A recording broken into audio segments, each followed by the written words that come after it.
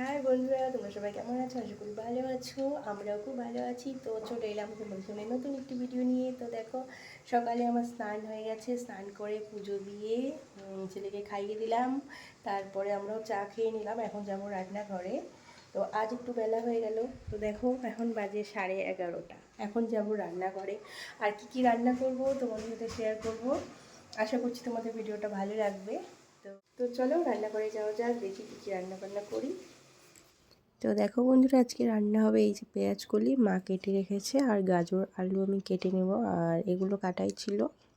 তো আমি এই যে সিম ভাজাটা বসিয়ে দিয়েছি। এই ছোট ছোট সিমগুলো ভালো লাগে ভাজা খেতে, তো ভাজা করছি। আর এই যে এখানে সয়াবিন রান্না হবে। তো সয়াবিনটা মটরশুঁটি দিয়ে আর আলু দিয়ে রান্না করব। এটা ঝাল ছাড়া, মশলা ছাড়া, আমার শ্বশুর মশাইয়ের জন্য।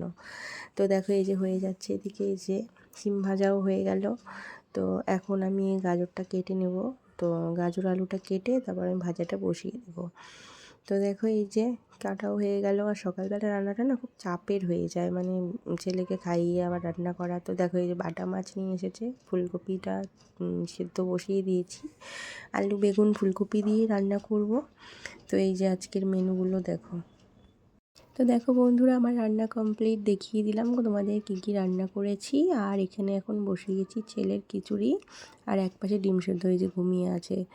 তো ও উঠে পড়বে, ওর খিচুড়িটা ততক্ষণে রেডি হয়ে যাবে। উঠতে উঠতে ওর খিদে পেয়ে গেলে ও উঠে পড়বে। আর এই যে দেখো, উঠেও পড়েছে, কার্টুন দেখছে। দেখো, কার্টুনের চ্যানেলে যখন এই অ্যাডটা হয় তখন ওই মন দিয়ে দেখতে থাকে, তখন আমার কথাও শোনে না।